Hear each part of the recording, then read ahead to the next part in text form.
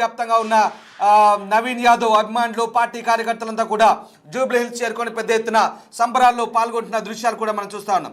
Yes Ganesh మనం ఒక్కసారి coming to Jubilee హిల్స్లో నిజంగా నవీన్ యాదవ్ గెలుపు ఊహించింది అయినప్పటికీ కూడా ఈ స్థాయిలో నవీన్ యాదవ్ మెజార్టీ గెయిన్ చేస్తారని మనం అంటే ఏ రకమైనటువంటి ఎలిమెంట్స్ ఇక్కడ నవీన్ యాదవ్ గెలుపుకు ప్రభావితం చేస్తారంటే ఏం చెప్పుకోవచ్చు మనం?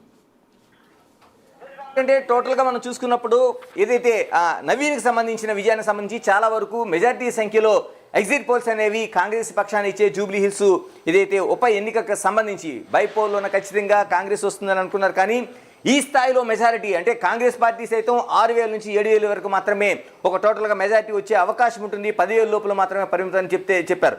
అయితే బీఆర్ఎస్ కూడా తనకి అనేక అంచనాలు వేసుకుంది. కానీ ఎక్కడ కూడా ఎగ్జిట్ పోల్స్లో ఒకటి రెండు సంస్థలు తప్ప ఎక్కడ కూడా బీఆర్ఎస్ గెలుస్తుంది అనేది ఎక్కడ చెప్పలేదు. ఇప్పుడు మనం 6వ రౌండ్ పూర్తయిన తర్వాత మనం చూసుకుంటే దాదాపుగా నవీన్కి 15,589 ఓట్ల మెజారిటీ వచ్చింది. అంటే దాదాపుగా విజయం ఖరారైనట్లే. 6వ రౌండ్లో ఇంకా మిగిలింది 10 రౌండ్లో కూడా 4 రౌండ్లో మాత్రమే.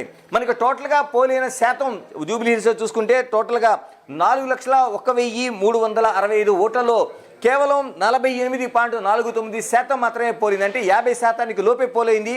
అంటే 1,94,3631 ఓట్లు పోలైతే అందులోన దాదాపుగా 10 రౌండ్లకు మాత్రమే 10 రౌండ్లో ఇప్పుడు 6 రౌండ్లు పూర్తయినాయి. 6 రౌండ్లో 15,589 ఓట్లు అంటే ఇప్పటికి దాదాపుగా మనకి మిగిలిన 4 అంటే 1,00,000 ఓట్లకు పైగా ఇప్పటికే కౌంటింగ్ పూర్తి అయిపోయింది. ఇంకా మిగిలింది కేవలం ఒక 94,000 మాత్రమే మనకి మిగిలి ఉంది. ఇందులోనే దాదాపుగా 15,000కు పైగా 15,000 అంటే 16,000 దగ్గర 15,589 ఓట్ల మెజార్టీ నవీన్ సాధించారంటే ఇంకా విజయాన్ని ఖరారుగానే చెప్పాలి. ఏదైతే బీఆర్ఎస్ ముందు నుంచి కూడా అంటే 1-2 రోజుల్లోనే ఆ పోలింగ్కి సంబంధించి వాళ్ళ కౌంట్ డౌన్ స్టార్ట్ అయినట్టుగా ఉంది. వాళ్ళ ఓటమిని అంగీకరించినట్టుగా అనేక రూపాయలు మనకు కనిపించింది. సునీత ఆ రోజు చేసిన ఈ నిరసనలు కావచ్చు, తన ఆరోపణలు కావచ్చు, ఇవన్నీ చూసిన తర్వాత ఎక్కడో పోల్ మేనేజ్మెంట్లో కావచ్చు, లేకపోతే పోల్ జరుగుతున్న తీరులో కావచ్చు ఆ పార్టీకి పూర్తిగా ముందుగానే ఒక ఇండికేషన్ ఉందనేది మనకి స్పష్టంగా కనిపించింది.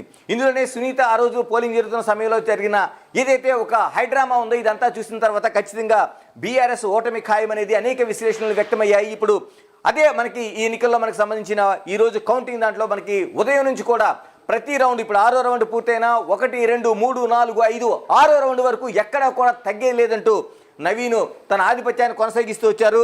దాదాపుగా 5వ రౌండ్కే 12,650 ఓట్లు వస్తే 6వ రౌండ్కి ఇప్పుడు దాదాపు 15,589 ఓట్లు. అంటే ప్రతి రౌండ్లో కూడా 2,000 నుంచి 3,000 ఓట్లు. అంటే దాదాపుగా 300 ముందు కేవలం 10ల సంఖ్యలో అంటే ఒక 30-40 ఓట్ల దీంతో తేడాతో ముందు స్టార్ట్ అయిన ఏదైతే ఒక గెలుపుకు సంబంధించిన ఇది ఉందో దానికి ఈరోజు ఇప్పుడు 6వ రౌండ్ పూర్తయ్యే సమయానికి 5,589 ఓట్ల మెజారిటీ వచ్చింది. దాదాపుగా విజయం ఖరారు అనేది కాంగ్రెస్ పక్షాలు చేస్తున్నాయి. ఇంకా 94,000 ఓట్లకు పైగా మనకి కౌంటింగ్ మిగిలి ఉంది. దాదాపు ఇంకొక 4 రౌండ్లో ఇది జరగబోతుంది. ఈ 4 రౌండ్లో జరగబోతున్నట్టు ఇంకెంత మెజారిటీ రాబోతుంది అంటే దాదాపుగా 20,000కు పైగా అంటే 25,000కు పైగా మెజార్టీ వచ్చే అవకాశం ఉందనేది ఒక అంచనా అయితే ఇప్పుడు రాజకీయ విశ్లేషకులు అంచనా వేస్తున్నారు. కాంగ్రెస్ పార్టీ ఇప్పుడే సంబరాల్లో మునిగింది. కాంగ్రెస్ పార్టీకి సంబంధించిన ఇదంటే రేవంత్ దీన్ని ఒక ఛాలెంజింగ్గా తీసుకున్నారు ముఖ్యమంత్రిగా. ఏదైతే హైదరాబాద్ నగరంలో అటు సాయన్న మరణం తర్వాత ఏదైతే జరిగిన దీంట్లోన బీఆర్ఎస్ ఒకసారి గెలుచుకుంది. కానీ తర్వాత ఇప్పుడు ఆ నియోజకవర్గంలో కంటోన్మెంట్లోన గణేష్ విజయం సాధించిన కేవలం నడిబొట్టున ఉన్న ఏదైతే జూబ్లీ హిల్స్లో విజయం అనేది కాంగ్రెస్ పార్టీకి అవసరం. ఎందుకంటే రాష్ట్రంలో అధికారం చేపట్టిన తర్వాత కూడా హైదరాబాద్కి బేస్డ్గా ఉన్న దాంట్లో ఎక్కడ ఏ నియోజకవర్గం ఉందనేది ఒక సవాల్గా ఆ పార్టీకి నిలిచింది. ఇప్పుడు దాన్ని జూబ్లీ హిల్స్ ఆ సవాల్ని చూపిస్తోంది.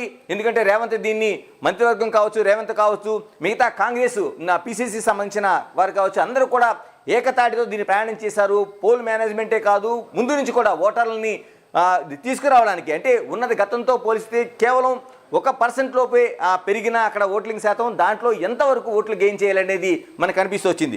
మరోవైపు బీఆర్ఎస్కి సంబంధించి ఎక్కడైతే వాళ్ళు కీ అనుకున్నారో అంటే షేక్పేట్ కావచ్చు, లేకపోతే మిగతాది రెహమత్ నగర్ కావచ్చు, ఈ 2 చోట్ల కూడా ఆధిపత్యాన్ని కొనసాగిస్తారని బీఆర్ఎస్ ఒక అంచనా వేస్తూ వచ్చింది. ఈ రెండింటిపైన ఆశ పెట్టుకుంది. కానీ ఎక్కడా కూడా అటువంటిది జరగలేదు. ఎందుకంటే షేక్పేట్లో ఓటింగ్ శాతం కూడా దాదాపుగా 70,000కు పైగా ఉన్నా చాలా తక్కువగా ఆ రోజున పోలేని కాబట్టి దాంట్లో ఎక్కువ శాతం తమ వైపు ఉంటారనేది బీఆర్ఎస్ అంచనా వేసింది, కానీ ఎక్కడ కూడా అది కనిపించలేదు.